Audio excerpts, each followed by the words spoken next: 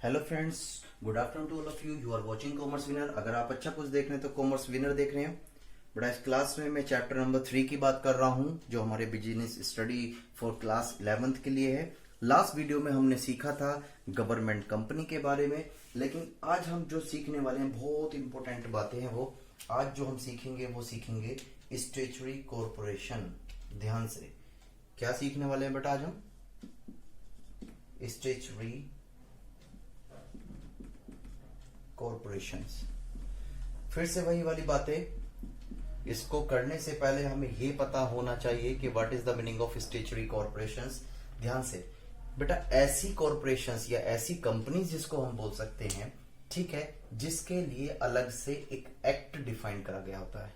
ध्यान से बेटा, कंपनी तो कंपनी जैसे टाटा, जियो, रिलायंस, ये सारी चीजें जो है ये अलग है, कंपनीज एक्ट 2013 में रजिस्टर्ड होती हैं। लेकिन कॉरपोरेशंस वही कहलाती हैं जिनका अपना एक अलग एक्ट हो, जिनका एक अपना अलग एक्ट हो। सर बताओ ना प्लीज। चलो इसके बारे में, जैसे मैं अगर आपको एग्जांपल के रूप में बताऊं आपको, जैसे हमारी लाइफ इंश्योरेंस कॉरपोरेशन, नाम सुना ही होगा, LIC, जिसे हम फादर भी सुन रखा होगा। इस वजह से लिया जिससे कि आपकी पिक्चर क्रिएट हो सके ब्रेन में, जिससे कि आप अच्छी तरीके से समझ सको कि अच्छा इस तरीके की बातें आप करने वाले हो। तो कॉरपोरेशंस लाइफ, उसके लिए एक एक्ट है 1956। तो ध्यान से आप देख पा रहे हो कि इस कंपनी के लिए, ये कंपनी तो है बेटा, ये कंपनी है, इस पर 2013 भी एप्लीकेबल है। पहले तो ये कंपनी बनी होगी, लेकिन इसे अपना वर्क जो है इस तरीके का करना है, तो इसके लिए अलग कानून बनाया गया, जिसे 1956 में अलग से क्रिएट किया गया। तो ऐसी कोई भी कंपनी जिसका अलग से कोई अपना एक कानून या एक्ट होता है, अधिनियम जो होता है, वो सारी आपकी स्टैट्यूटरी कॉरपोरेशंस कही जाती है। जैसे आप ICAI की अगर हम चेक करेंगे तो यहाँ पर 1949 मिलेगा। ठीक है, ये जब हो सकता है कि इन फ्यूचर में कोई भी आप CA भी कर रहे हो, तो यहाँ पर institute of chartered accountant of India, उसके लिए 1949 एक अलग एक्ट है सेपरेट। तो this is also a corporation. ऐसी आपके पास RBI, बहुत सारी चीजें हैं, ठीक है, जिनके लिए एक अलग एक्ट है। ये बात समझ में आती है? तो बेटा आज हम इसकी और क्या बात करने वाले हैं? अब हम इसकी बातें करने वाले हैं फीचर्स की। किसकी बात करेंगे यहाँ पर हम? फीचर्स की। ये तो बस आपको समझना है, ठीक है, कोई दिक्कत नहीं। फीचर्स जैसे होते हैं ना, आप जब नया कोई फोन परचेस करते हो तो उसमें देखते हैं क्या फीचर्स है इसके, क्या फंक्शंस हैं। तो यहां भी हम देखने वाले हैं कि क्या फीचर्स हैं इसके। ठीक है, सबसे पहला फीचर्स होता है इसमें, it is establish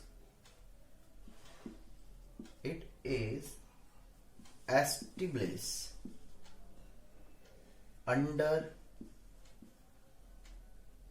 special act. ये बातें मैंने अभी बिल्कुल आपको बताई थी कि यानी कि कोई भी ऐसी कंपनी जिसके लिए एक अलग सेपरेट एक्ट हो, जिसका एक अलग अधिनियम हो, इसको अधिनियम बोलते हैं, जिसका एक अलग सेपरेट कानून हो, वो कॉरपोरेशंस जो होती है वो आपकी स्टैट्यूटरी कॉरपोरेशंस होती हैं। तो पहला फीचर देखो, आपको यही मिल गया है देखने के लिए, it is establish under the special act. ठीक है, ये बातें मैं बता चुका हूं। अगर हम दूसरे पॉइंट्स की बातें यहां पर हम करें तो यानी कि it has separate legal entity. ध्यान से बेटा, जब कोई कंपनी बन जाती है तो वो अपने आप में उसकी एक अलग पहचान बन जाती है। इस वजह से इसे बोला जाता है it is a separate legal entity. Separate legal entity, इसका मतलब क्या है कि वही सबसे अच्छा एग्जांपल मैं आपको कई बार दे चुका हूं। सेपरेट लीगल यानी कि आप जब भी कहीं जाते हो, जैसे सपोज करो सैमसंग का आपको परचेस करना है फोन, तो सैमसंग के मालिक का नाम थोड़ा ना लोगे, क्या कहोगे कि सैमसंग का नाम बोल दे दो हमें प्रोडक्ट। तो उसका मतलब क्या, उसकी एक अलग पहचान है। जब कोई भी कंपनी या ऑर्गेनाइजेशंस का अपने आप को कंपनीज एक्ट 2013 में रजिस्टर्ड कर देती है, तो उसकी एक अलग पहचान बन जाती है कानून की नजरों में, जिसे बोलते हैं separate legal entity. Separate legal entity, ठीक है। तो ये फीचर्स की बातें हम कर रहे हैं इसमें। तो पहला ये बात समझ में आ गई, इसके लिए अलग एक कानून होता है, एक अलग एक्ट होता है, इसकी एक सेपरेट लीगल एंटिटी होती है। अगर ये बातें नहीं होती तो भी हम ये मान के चलते, ठीक है। फिर दूसरी बात, जो इसका जो मैनेजमेंट जो होता है, ध्यान से बेटा, जो इसका जो मैनेजमेंट होता है, मैनेजमेंट का मतलब जो इसे मैनेज करता है, जैसे जो इसे चलाता है, कौन सी कंपनी को, स्टैट्यूटरी कॉर्पोरेशंस को, ठीक है, वो नॉमिनेटेड किया जाता है, वो अपॉइंटेड किया जाता है किसके द्वारा, गवर्नमेंट के द्वारा। यानी कि ये बात आपको पता होनी चाहिए। इसका एक फीचर्स क्या है कि जो मैनेजमेंट इसका अपॉइंटेड किया जाता है, अपॉइंटेड, ठीक है, किसके द्वारा नॉमिनेटेड किया जाता है, सॉरी नॉमिनेटेड के बारे में हम बात करने वाले हैं। नॉमिनेटेड किसके द्वारा किया जाता है बेटा, ये क्या आ जाता है, गवर्नमेंट। अब यहाँ गवर्नमेंट लिखा हुआ है तो यहाँ पर वो हो सकती है स्टेट भी, सेंट्रल भी, या दोनों भी, कोई कंफ्यूजन इसमें होने वाली बातें नहीं है। ये सिंपल पॉइंट्स थे इसके। फिर इसके बारे के बाद में हम 4 पॉइंट की बात करते हैं, तो ध्यान से, कोई प्रॉब्लम नहीं है, ठीक है बेटा। इसके अंदर जो है एम्प्लॉयज होते हैं, क्या होते हैं, एम्प्लॉयज। और वो एम्प्लॉयज तभी बन पाते हैं, जैसे LIC है, LIC 1956 है, ठीक है। तो आप देखोगे कि इसके एम्प्लॉयज जो बनना चाहते हैं इसमें गवर्नमेंटेड, उसके एग्जाम वगैरह भी कंडक्ट किए जाते हैं। तो एग्जाम वगैरह की जो भी पॉलिसीज है, ठीक, यानी कि ये अगर आपने यहाँ पर कोई स्टाफ को सेलेक्ट करना चाहते हैं तो जो प्रोविजंस में लिखा हुआ है, एलिजिबिलिटीज, कंडीशंस, वो अगर फुलफिल हो जाती हैं तो एम्प्लॉयज जो हैं इसके अंदर सेलेक्ट हो जाते हैं, अदरवाइज एम्प्लॉयज इसमें नहीं हो पाते। तो पहली बात, हम इसके लिए अलग कानून होता है, इसकी एक अलग पहचान होती है। इसके अंदर जो मैनेजमेंट, जो उसको मैनेज करता है, जो उसकी देखभाल करता है, वो नॉमिनेट कौन करता है, गवर्नमेंट करती है। और फोर्थ इसमें क्या हो गया, एम्प्लॉयज जो होते हैं वो तब सेलेक्ट किए जाएंगे अगर वो उसके प्रोविजंस के रिक्वायरमेंट्स को क्या करते हैं, पूरा कर देते हैं। ये बात मैं उम्मीद रखता हूं कि आपको समझ में आ रही होगी, ठीक है, वेरी गुड। और बात आती है, अगर कंपनी को अपना डेवलपमेंट करना होता है तो पैसे की जरूरत पड़ती है, यानी कि हम बात कर रहे हैं किसकी, फंड्स की। किसकी बात कर रहे हैं बेटा, फंड्स की। तो याद रखें, इसका जो फंड्स है वो कहां से अरेंज होता है, फ्रॉम गवर्नमेंट। किससे अरेंज होता है बेटा, गवर्नमेंट से ये अपना फंड अरेंज करती है, या पब्लिक से भी अरेंज कर सकती है। किससे, पब्लिक से। जैसे एग्जांपल मैं आपको बता दूं, जैसे ICAI जो मैंने आपको बताया है, जो हमारा इंस्टीट्यूट ऑफ चार्टेड अकाउंटेंट्स है, तो इसको जो है फंड जो वो गवर्नमेंट भी दे सकती है अगर उसको अपने आप को डेवलप करना हुआ, और नहीं तो वो स्टूडेंट से भी तो कलेक्ट करती है, एग्जाम फॉर्म, ये सारी चीजें जो होती हैं, ठीक है, स्टडी मटेरियल का पैसा, रिन्यू प्रोसीजर रिन्यू करवाने का पैसा, वो सारी चीजें जो होती हैं वो पब्लिक से पैसा अरेंज कर सकते हैं। तो एक बात और हमने सीखी कि कॉर्पोरेशन यानी कि स्टैट्यूटरी कॉर्पोरेशंस जो होती है ये अपना फंड अरेंज कर सकती है। किससे अरेंज कर सकती है, पब्लिक से भी अरेंज कर सकती है और गवर्नमेंट से भी अरेंज कर सकती है। उम्मीद करता हूं कि ये आपको समझ में आ रहा होगा, ठीक है। फिर बात होता है कि बेटा ये कंपनी है तो एक ऑडिट होता है। क्या होता है, ऑडिट। ये क्या होता है, जैसे बेटा ऑडिट का मतलब होता है अंकेक्षण कर देना, यानी कि जांच पड़ताल, डीप एनालिसिस करना, कि मतलब जो बुक्स ऑफ अकाउंट्स के प्रिपेयर हो रहे हैं उसमें कोई प्रॉब्लम तो नहीं है, कोई इसमें फ्रॉडलेंट यानी कि कोई प्रॉब्लम, कोई धोखाधड़ी तो नहीं चल रही है, ठीक है, ये बात समझ में आ रही है। तो उसे चेक करने के लिए यहां पर गवर्नमेंट जो है, गवर्नमेंट डिपार्टमेंट ज्यादातर जो है वो CAG, कंट्रोलर ऑडिटर जो जर्नल्स होते हैं, ठीक, उससे किया जाता है ज्यादातर, ठीक है।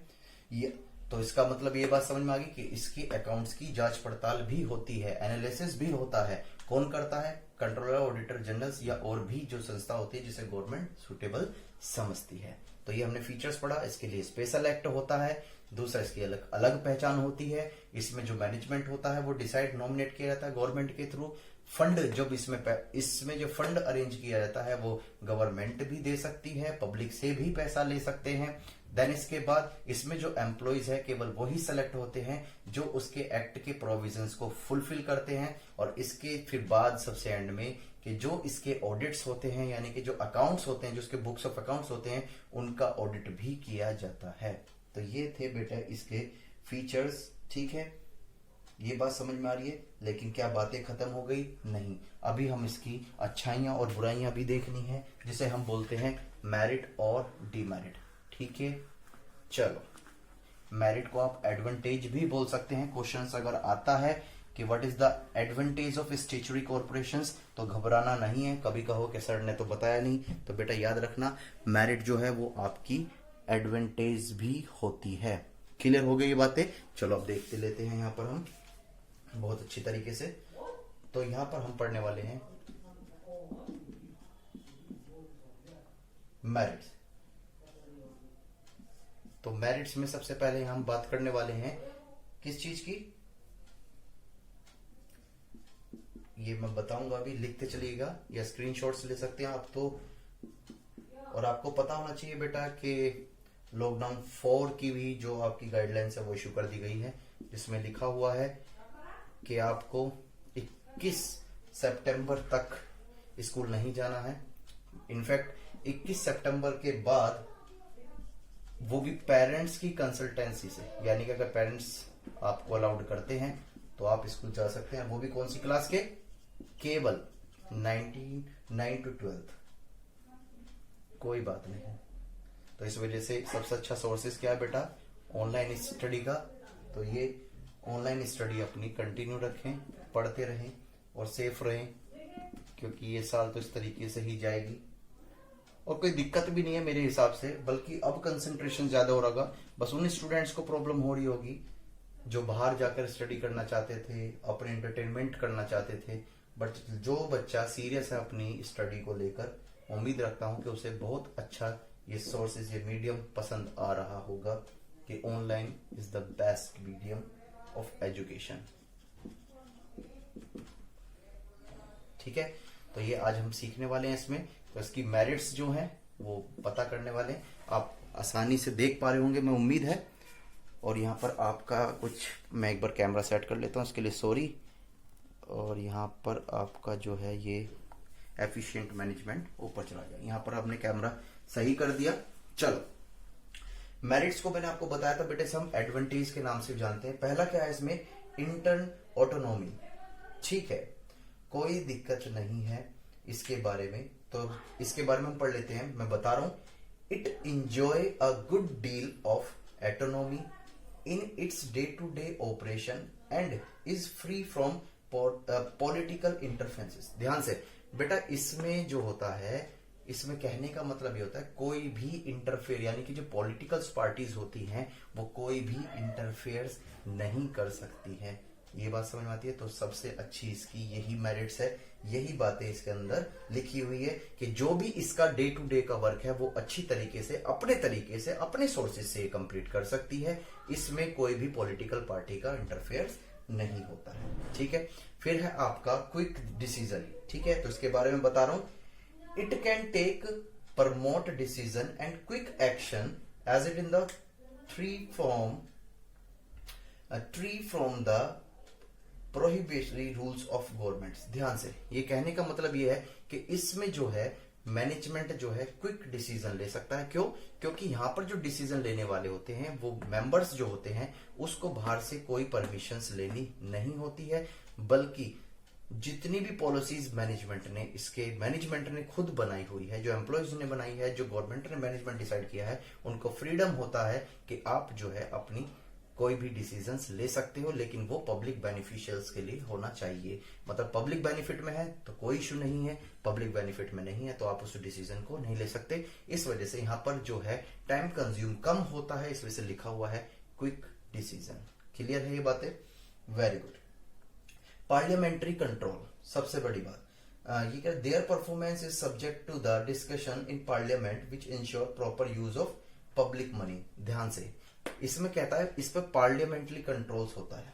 कहने का मतलब यही है कि जो भी फंड्स इसके अंदर हमने अरेंज करे होते हैं या प्राप्त रिसीप्ट किए जाते हैं, उसका प्रॉपर यूटिलाइजेशन जो होता है वो पब्लिक वेलफेयर्स के लिए किया जाता है। पब्लिक की वेलफेयर्स यानी कि सोशल वेलफेयर्स के लिए किया जाता है, उसका प्रॉपर यूज किया जाता है, उसका कोई भी यूज गलत तरीके से नहीं किया जाता है। इस वजह से इसका किस पर पार्लियामेंट्री कंट्रोल होता है, यह भी इसकी एक अच्छाई है। ठीक है, फिर इसका जो लास्ट है वो क्या है, efficient management. The directors and the top executive are professionals and experts of different fields. ध्यान से, एफिशिएंट मैनेजमेंट का मतलब ये है कि इसमें जो भी मैनेजमेंट्स में जो एम्प्लॉयज होते हैं वो अपने फील्ड में, पर्टिकुलर फील्ड में एक्सपर्ट्स होते हैं। यदि हम बात करें जैसे अकाउंट्स की तो बेटा यहाँ पर सीए होते हैं। अगर बात करें हम कॉस्ट की तो यहाँ पर जो है सीएमए होते हैं, कॉस्ट मैनेजमेंट अकाउंटेंट। अगर हम बात करें लॉ की तो यहाँ सीएस होते हैं। ठीक है, तो होता क्या है, जो मैनेजमेंट्स होता है इसमें हर फील्ड में जो है अपने आप के एक्सपर्ट्स एम्प्लॉयज होते हैं। इस वजह से चौथा पॉइंट इसका जो मेरिट्स में आता है वो एफिशिएंट मैनेजमेंट आता है। क्लियर हो रही हैं बातें? Very good. क्या बातें खत्म हो गई? नहीं बेटा, अभी इसकी बातें थोड़ी सी और बचती हैं जो हमें अभी और कवर करनी है। अब हम इसकी पढ़ने वाले हैं डीमेरिट्स। क्या पढ़ने वाले हैं बेटा? डीमेरिट्स। ओके, तो डीमेरिट्स देख लेते हैं यहां पर। बेटा डीमेरिट्स को आप क्वेश्चंस में क्या लिख सकते हो? डीमेरिट्स को आप क्या लिख सकते हो? डिसएडवांटेज आल्सो, क्योंकि इसका दूसरा नाम क्या है? डिसएडवांटेज। ठीक है, ओके, ध्यान से चलो इसके बारे में अब हम लिख लेते हैं। इसके बारे में अब मैं लिख लेता हूं थोड़ा सा। Usually the enjoy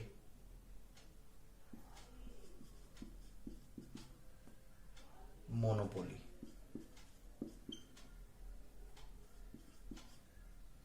in their field।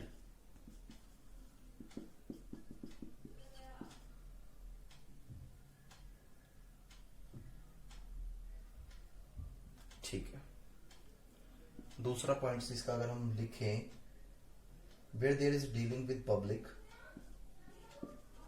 where there is dealing with public,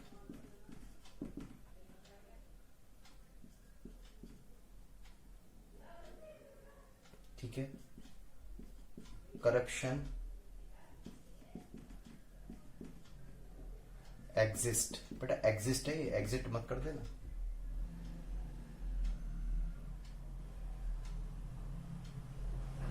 चलो देख लेते हैं, ये डीमेरिट्स हैं, ये छोटी सी बातें हैं, 2 एक की डीमेरिट्स हैं, इनको याद रखना है। पहली पॉइंट्स क्या है इसका बारे में हम देख लेते हैं। Usually they enjoy monopoly in their fields. ठीक है, कहने का मतलब क्या है बेटा? मोनोपोली का मतलब समझ लो। मोनोपोली मैं आपको बता देता हूं। जैसे सपोज करो मेरी एक शॉप है, ठीक है, और इस शॉप पर एक बुक मिलती है। क्या मिलती है? एक बुक।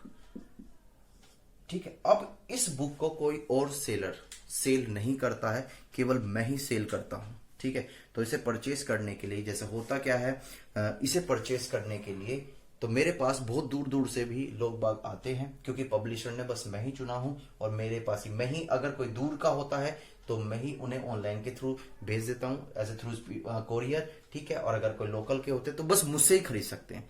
तो अब बेटा मेरे हाथ में इस बुक को अगर मैं चाहूं तो महंगा भी बेच सकता हूं, क्योंकि मेरे हाथ में है। ये बात समझ में आती है?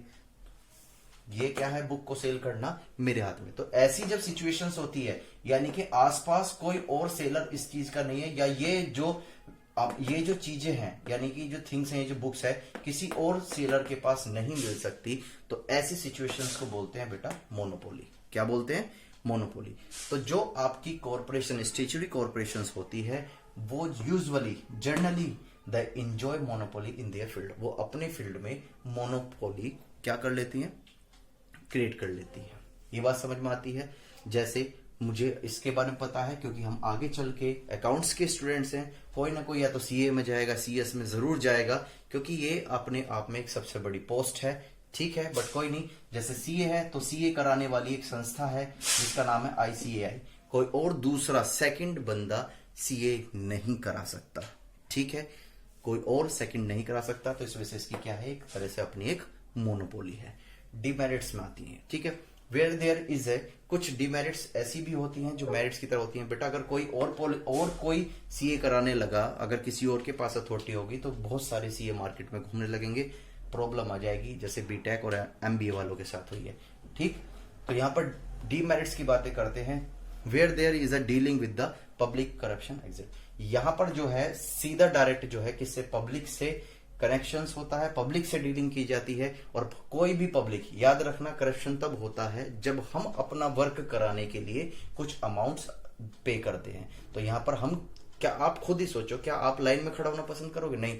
जहां पर पता चला कि उसने कहा कि 100 रुपए में आपका काम हो जाएगा, तो आप क्या करोगे? 100 रुपीज दोगे और अपना काम करा लोगे। तो यहां पर इस वजह से जब कोई भी ऐसी संस्था जो पब्लिक से डील करती है, तो वहां पर करप्शन जो है वो एग्जिस्ट हो जाता है। एग्जिस्ट बेटे, एग्जिस्ट नहीं, एग्जिस्ट हो जाता है। ये बात समझ में आती है, ये बात समझ में आती है। तो इसकी ये एक बहुत बड़ी क्या है, डिमेरिट्स है। ये मैं उम्मीद रखता हूं कि आपको अच्छी तरीके से समझ में आ रहा होगा। चलो आगे की तरफ हम थोड़ा सा बढ़ते हैं, ठीक है, और कंटिन्यू मेंटेन रखते हैं अपने यहां पर। तो आज इस टॉपिक में हम जो फिनिश करने वाले हैं वो यही है। तो ऐसे करते हुए अब हम फिनिश कर देंगे सब कुछ, ठीक।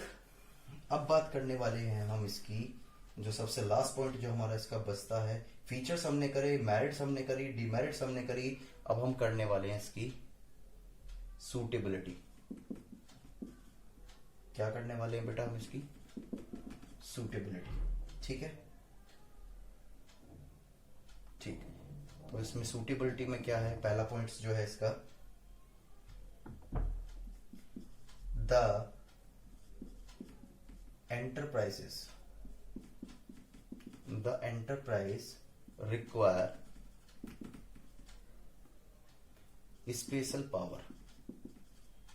Special power under act. दूसरी, the enterprises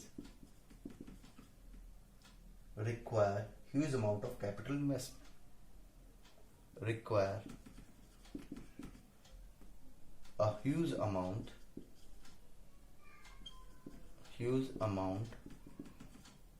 of capital investment, ये बात समझ लेते हैं हम जरा। ये सूटेबल किसके लिए है, सबसे पहली बात बेटे, ये जो सूटेबल्स जो होती है ये पब्लिक इंटरप्राइजेस के लिए होता है। किसके लिए होती है सूटेबल, पब्लिक इंटरप्राइजेस के लिए। पब्लिक का मतलब जिसमें पब्लिक डील कर सके, पब्लिक इंटरप्राइज,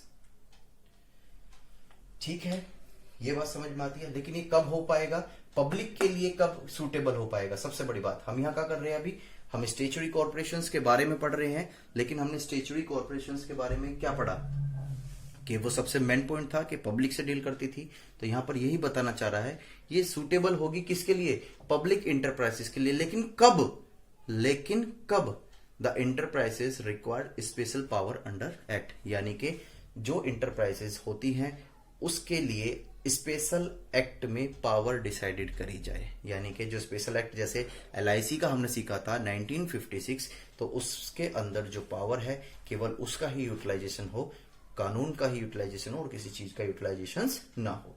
दूसरा पॉइंट क्या, the enterprise require huge amount of capital investment, ठीक है। ये सूटेबल उनके लिए भी होती है जो अपनी कैपिटल, यानी कि जिसके पास ज्यादा पैसा है वो अपने बिजनेस को डेवलप करने के लिए वो क्या कर सकता है, ज्यादा से ज्यादा अमाउंट को इन्वेस्टमेंट कर सकता है। मैं उम्मीद रखता हूं कि आपको ये चीजें समझ में आ गई होंगी।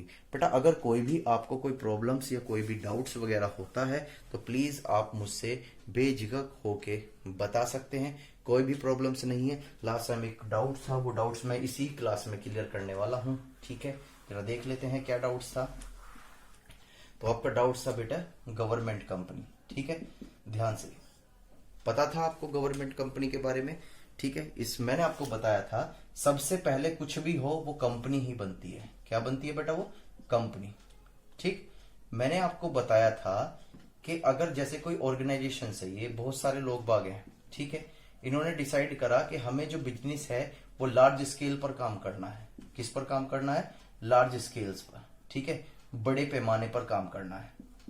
तो अब इस केस में क्या होगा, इन्होंने डिसाइड किया 3 तरह की फॉर्म्स होती हैं बिजनेस की।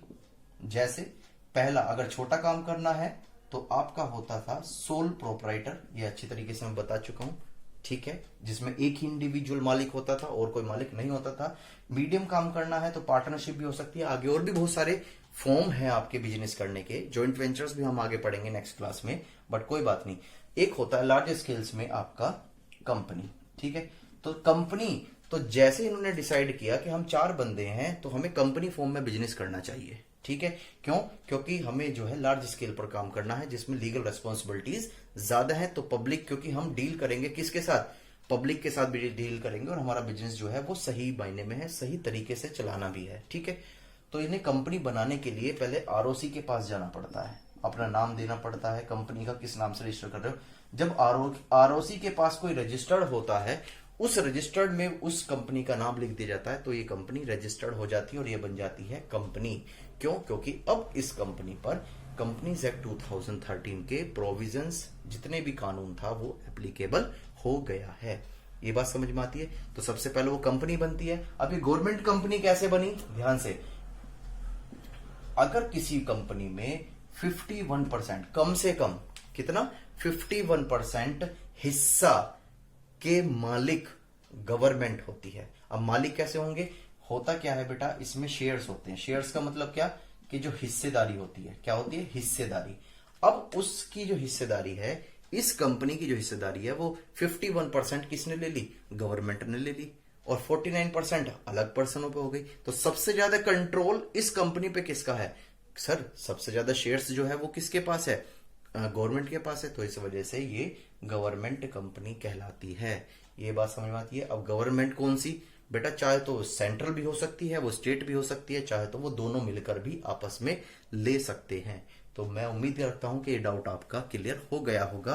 प्लीज मेरी वीडियो को कंटिन्यू देखें। अगर पसंद आए तो लाइक एंड सब्सक्राइब जरूर करें, ठीक है बेटा। और घर पर रहें, सेफ रहें और अपनी स्टडी को कंटिन्यू मेंटेन करें। It is my humble request to all of you, ठीक।